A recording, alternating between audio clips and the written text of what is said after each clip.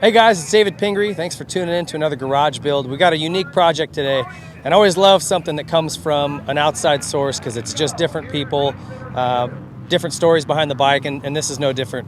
Spencer Luczak, Utah guy, raced since he was a little kid. His dad got him into it, and this bike has kind of special meaning to him. So, Spencer, thanks for letting us jump in on this and be involved.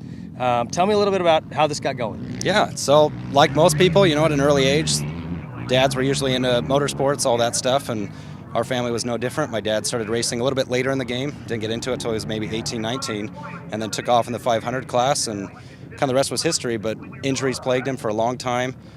So in the meantime, while he was down, my mom was the one bringing in the income, and he found out that he could run motorsports, and so after running races and all that stuff, I just kept racing until soccer took over as my profession, and wouldn't you know it, years later it comes back, and it's all about the love of riding two wheels. And so where did you get this thing, and take us through some of the parts and pieces and research that you did on it? Absolutely. So for me, I graduated high school in 2005. So for me, that prime racing era was the late 90s, early 2000s, which was the last of our two-stroke era to begin with. And the old factory pro circuit bikes were my favorite. I mean, the looks, sound, everything. And obviously James Stewart won his last title in 2004. So this bike in 04 was the last year they made all the updates, most of the updates before they went extinct. And that's the platform that this sits on, is an 04 KX125. And then from there, I pretty much went back through all the historical files, all the blogs, everything I could find of the problem areas, what the factory guys wanted to do. And I tried to recorrect and fix all those. And then I took the old bikes, mixed with the brand new PC team bikes, and then added my own little artistic twist to it to give as a tribute to everyone in the industry who really made our sport what it is, and give back to those people to inspire them to keep riding bikes and to go out and live a little bit of their own dream, if you will.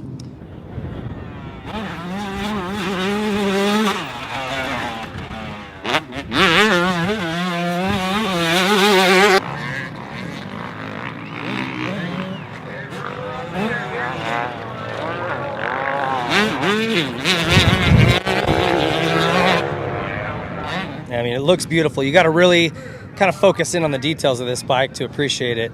Let's start with the power plant.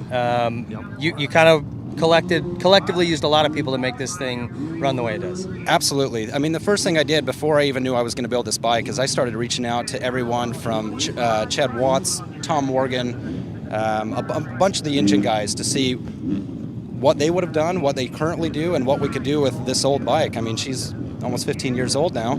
So Tom Morgan used to build bikes for my dad back in the 80s and 90s. So we sent a top end over to him. He helped go through and do some custom, headwork, some porting, go through the squish, new cylinder in there.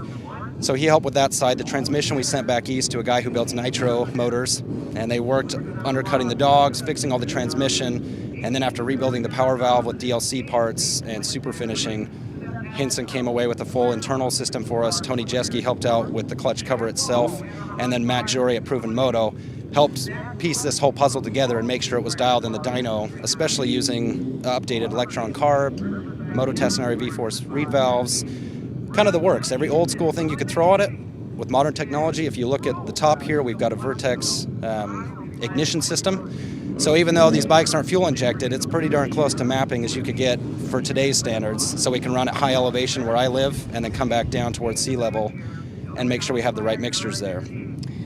And just for those of you who don't know, Matt Jory at Proven Moto was the head engine builder at Troy Lee Designs during their Supermoto and transition into Supercross.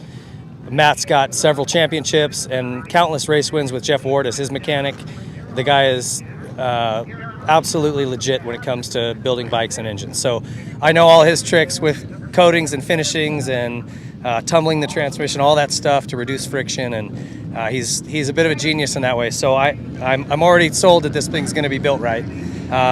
What else? What else do we got on this thing? Right. So aside from the engine, all the power plant stuff that we put into it, we also had to look into fuel. What do you run on a factory-built motor from 14 years, especially running at almost 7,000 feet elevation? So I got a hold of John Primo over at Pro Circuit, and he gave us some of the specs that they used to run at Mammoth back in the day. And so this is actually running at about a half mixture of MRX02 with C12 and then Maximus K2 oil. The only problem is to mix a 5-gallon jug, it costs me $250 just to mix that 5-gallon, and the top end is replaced every 5 hours. So she's a bit of a high maintenance girl, probably the only high maintenance girl you'll ever see me with, but she runs, and close, 6,000, 6,500 feet on the dyno, she was pushing almost 38 horsepower. So pretty respectable for a small engine bike, especially on a track that we built personally with a lot of sand and mulch. So hopefully down here, 2,000 feet, she'll run strong. And as far as the suspension, you were telling me it's A-kit internals with coatings. Bones at Pro Circuit helped you with that? Correct. So Justin at Moto Whips, he helped us with a lot of our coatings on the external, all the DLC parts you see on here, the external stuff, made sure it was all tight and finished. And then Bones at Pro Circuit, before his retirement, unfortunately, went through, did the whole shebang. We replaced every part as close to factory as we could for the internals. This is actually a fork off a 2011 KX125F.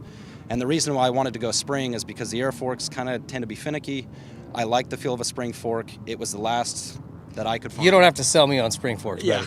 Not many people loving those air forks. Yeah, still working it, but as far as that goes, I mean, they may not be A-kit tubes, but the guts of it are what they're supposed to be. And so I figure if the rest of the bike was going to be high quality, suspension had to be there with the motor. Absolutely. And the frame, you've got a neat process on this as well, and the swing arm. Tell me about that. Correct. So before we did all the coatings, we actually sent the frame, the swing arm, and the subframe off to Alan Brown. And I'd heard stories and rumors of that guy being a wizard when it comes to manufacturing and ergonomics. And so he actually cut the subframe down 5 millimeters to get rid of that old stink bug effect that these Cowies tend to have.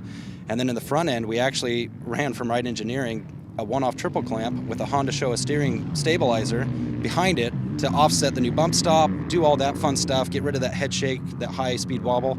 And then after all the fabrication was done, we sent that over to Texas. And this process that you see on here is actually not a powder coat or anodization. It's what's called electroless nickel, or e-nickel for short.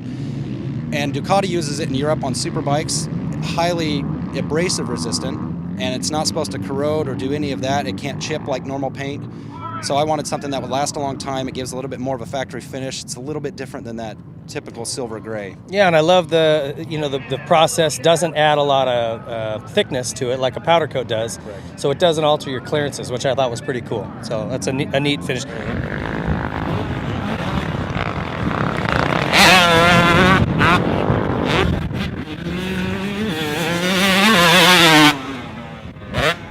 And wheels, are these Dubya products? They are. So the late Tom White was an old family friend, obviously a big sponsor for my dad back in the days. And again, throwing it back to those people who made our industry, I knew that Dubya's best in the business. For what an average privateer can get, I mean, Chad Reed's running them, I'll run them. Yeah, so absolutely. These took me 12 weeks to get in from Europe to custom build between our front end and our back end, but they are Talon carbon hubs with billet sidewalls, ceramic bearings. And then Dirk at MetTech Titanium provided 90% of the titanium on this bike. So both front and rear have titanium axles. Typically the factory guys won't run a titanium axle up front because of some of the flex characteristics. But on a small bike, I figured, what the heck, we'll drop as much weight, that unsprung weight, as we can. And I see some carbon and some other really cool little anodized parts and pieces. The master cylinder here. What's all that stuff? Yeah, the guys up at MotoStuff, Scott's been a big supporter of not only projects, but just the industry of getting the best quality stuff out there. So MotoStuff supplied all the braking. You're going to see black braided steel lines with some custom gold banjos on there. It gives it that nice trick look. And then going into the rotors, obviously you're running a 280 mil front rotor, which is absurd on a small bike. It's going to put you over the bars, so watch out. And then running up that braided line, you're going to a Honda master cylinder, which is something that Mitch Payton used to do back in the day. Pushes a different size plunger in there, a little bit more oil, gives that fit and feel to these levers up front. So just tried to make it as dialed as I could possibly get. Well, I got to tell you, you finished it with Dunlop tires and some titanium pegs and Renthal products up here, and it looks amazing.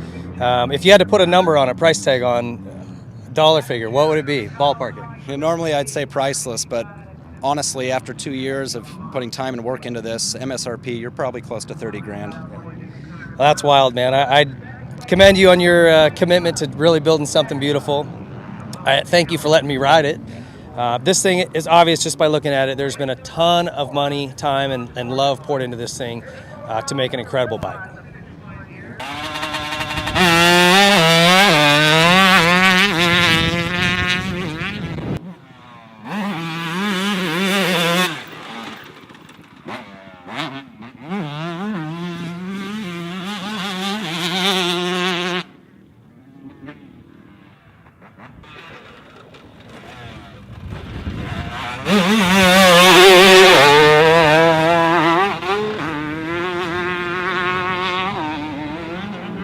Well, after getting off this thing, what an impressive bike. You can tell the hours that have gone into this engine.